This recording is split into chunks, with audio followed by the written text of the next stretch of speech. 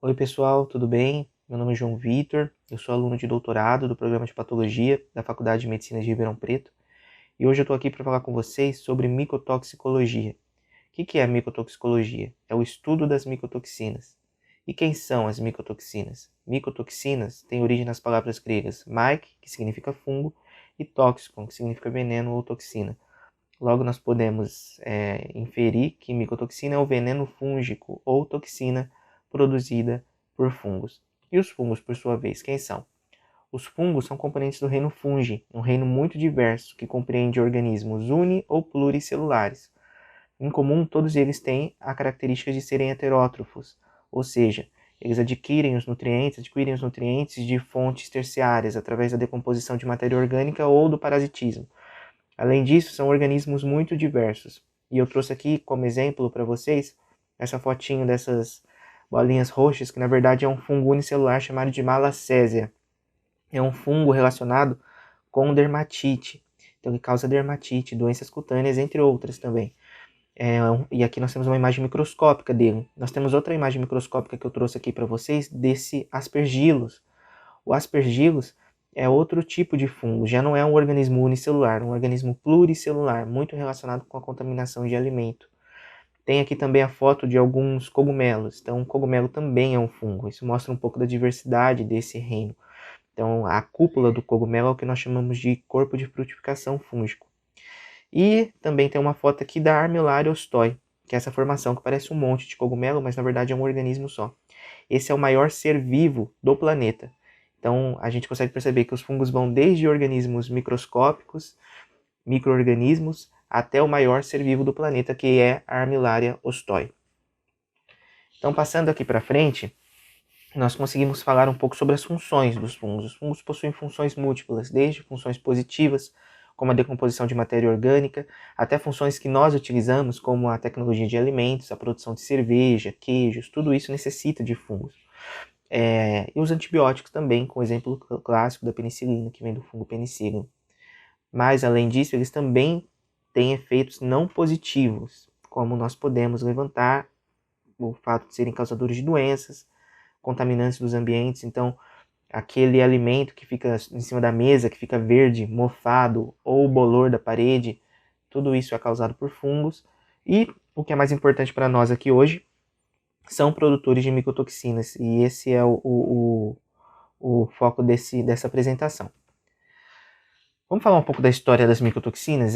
As micotoxinas foram descobertas na década de 60, e isso foi possível por conta de um surto de doença chamada de doença X dos perus, na Inglaterra. Doença X porque ninguém sabia o que estava acontecendo. Mais de 100 mil perus morreram, e em comum todos eles apresentavam sinais de doença hepática. Iniciou-se uma investigação, porque foi um acontecimento muito importante por questões econômicas, e logo evidenciou-se que o que esses animais tinham em comum era fonte de alimento contaminado, alimento mofado. Então eles comiam grãos à base de amendoim e esse amendoim estava mofado. A investigação nesse primeiro momento achou que eles estavam contaminados diretamente pela infecção do fungo, mas os experimentos mostraram que na verdade o que acontecia era que o fungo no alimento produzia uma substância, e essa substância era a causadora da doença. Nesse caso, descobriu que a substância era a aflatoxina. Ela recebeu esse nome porque o fungo isolado no alimento era o Aspergillus flavus, daí aflatoxina. Eles fizeram testes com cromatografia associada à luz ultravioleta e perceberam que essas substâncias emitiam uma coloração, ou azulada ou esverdeada. E aí dividiram em grupos. As que emitiam a coloração azulada ficaram no grupo B, de blue, e as que emitiam a coloração esverdeada ficaram no grupo G, de green. Embora a aflatoxina tenha sido a primeira toxina a ser descoberta nos anos 1960, o efeito das micotoxinas na sociedade não começou aí. Desde sempre elas estiveram relacionadas com a doença nos seres humanos e nos animais. Então aqui eu estou mostrando para vocês pinturas da Idade Média, onde nós podemos ver pessoas que têm ausência das extremidades dos membros. Isso aconteceu por conta de uma doença chamada de ergotismo. Ergotismo é uma doença causada também pela ingestão de uma micotoxina. Isso se descobriu muito depois. Uma micotoxina chamada de alcaloide de ergot. E essa micotoxina é produzida por um fungo do gênero Clavíceps. Esse fungo contamina principalmente o centeio, que era a base alimentar das populações da Europa da Idade Média. Então, houveram vários surtos. E a contaminação por essa micotoxina, o ergotismo, se manifesta de duas formas: ou neurológica ou gangrenosa. E a gangrenosa é a que acaba por causar a perda da extremidade dos membros, porque ocorre uma gangrena, que é uma necrose, e esse membro se perde, tem que ser amputado, senão a pessoa morre. Vamos falar das micotoxinas diretamente. Elas são contaminantes dos alimentos, cerca de 25% de todo o alimento mundial está contaminado, e elas são causadoras de doenças nos humanos, como a gente já viu, e nos animais também. O que favorece a contaminação por micotoxinas nos alimentos? O que favorece a contaminação por fungo. Então nós sabemos que fungo gosta de calor e umidade. Então o solzinho é o calor, AW é a atividade de água, que é um conceito de água que fica livre dentro do grão. Além disso, o pH, as práticas de manejo. Então, se nós pensarmos num grão de amendoim ou de milho, esse alimento vai ser plantado, vai ser colhido, vai ser transportado, armazenado, transportado. Então, em todas essas etapas, existem boas práticas que podem ser colocadas em uso e que acabam por diminuir a possibilidade da contaminação fúngica. Mas, infelizmente, nem sempre é possível e, de qualquer forma, é muito difícil lidar com esse tipo de contaminação. Além disso, a qualidade do próprio grão e a presença de insetos podem também estar relacionadas com a contaminação fúngica. E aí, uma vez havendo fungo, ele é o produtor da micotoxina. Então, os fatores que favorecem a presença da micotoxina são os mesmos fatores que favorecem a instalação do fungo. Só que a micotoxina é um pouco mais exigente. Então, nós temos aqui como exemplo o Aspergillus. O fungo do gênero Aspergillus, para se instalar no alimento, tem uma temperatura, tem que estar numa temperatura que varia entre 15 e 40 graus. Mas para que ele produza a aflatoxina, essa temperatura deve variar de 20 a 30 graus. Então a gente percebe que a micotoxina é um pouco mais exigente nesse sentido. Então o que a gente sabe hoje é que tem mais de 100 mil fungos, 5% deles são produtores de compostos tóxicos, mais de 500 micotoxinas já foram descobertas. Os principais gêneros de fungos produtores de micotoxinas são o Fusarium, Aspergillus, o Penicillium. As principais micotoxinas são as aflatoxinas, a fumonizina, a zearalenona, a ocratoxina, deoxinovalenol, patulina. Principais por quê? Porque a incidência delas é mais avaliada, mas existem outras diversas de importância. E o mesmo gênero produz diferentes micotoxinas, ou seja, o mesmo gênero fúngico pode produzir diferentes micotoxinas. Então, o alimento contaminado por fungos do gênero Fusarium pode estar contaminado por deoxinovalenol, fumonizina e zearalenona, porque esse fungo tem o potencial de produzir todas essas micotoxinas.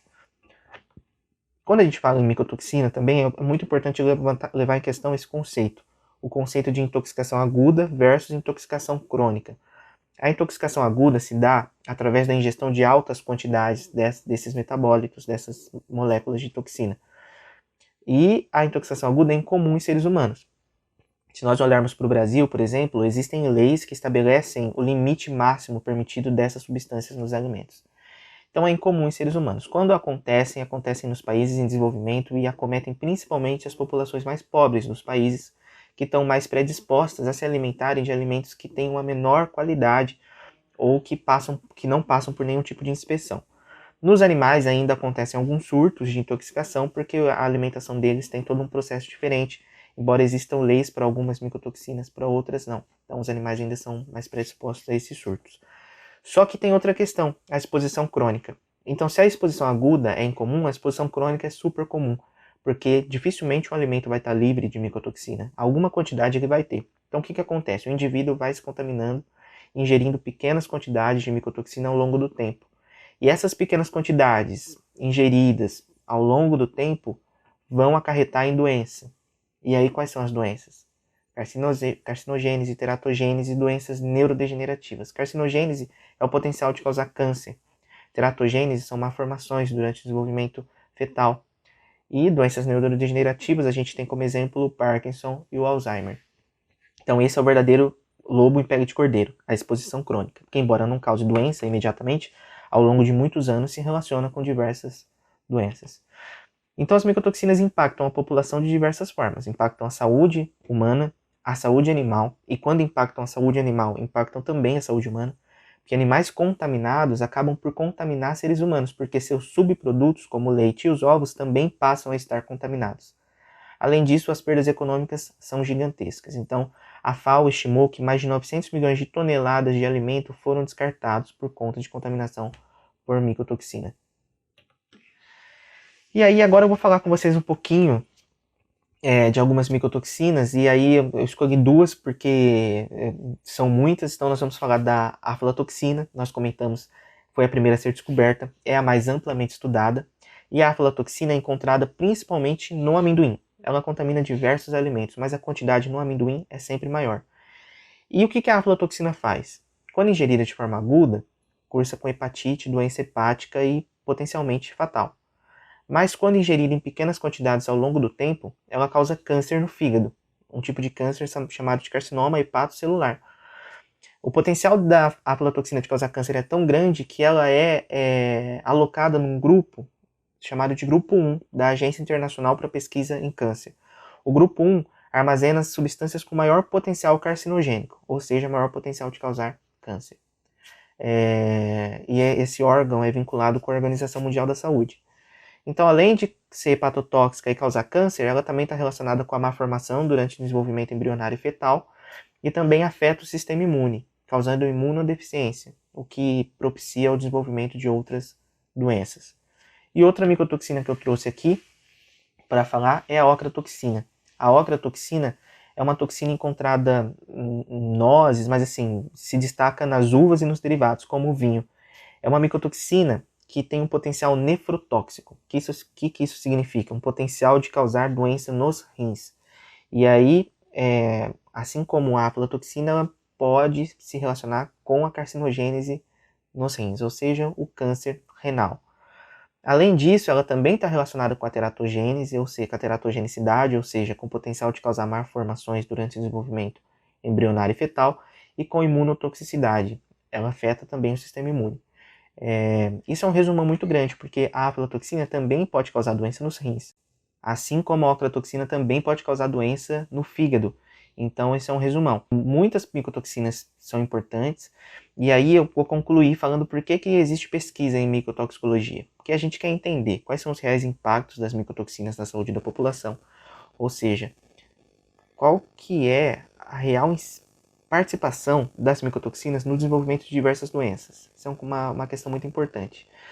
Entender o efeito da associação de duas ou mais micotoxinas. Como eu disse, um único gênero fúngico pode produzir diferentes micotoxinas. Então, quando nós ingerimos um alimento, muito possivelmente nós estamos ingerindo mais de uma micotoxina. A gente quer entender também quais são os efeitos positivos associados à micotoxina, ou seja, embora não seja o principal foco dos estudos, qualquer substância pode apresentar um efeito benéfico em qualquer momento, então os estudos também buscam entender esses efeitos. Buscar métodos de impedir a absorção intestinal dessas substâncias, então é muito difícil eliminá-las dos alimentos porque elas são resistentes ao tratamento térmico, então talvez entender como elas podem ser eliminadas ou nas fezes, isso passa pelo fato de dificultar a sua absorção intestinal, o que é muito utilizado na indústria animal, de produção animal, por exemplo. E além disso, métodos de atenuar seus efeitos. Nós sabemos que a maior parte dessas micotoxinas no organismo causam estresse oxidativo. Então, existem diversas pesquisas utilizando diferentes substâncias antioxidantes e vendo o potencial dessas substâncias de combater os efeitos dessas micotoxinas. Enfim, isso é um resumão. Qualquer coisa eu estou à disposição para tirar dúvidas. Meu e-mail está aí. Muito obrigado pela atenção de todos.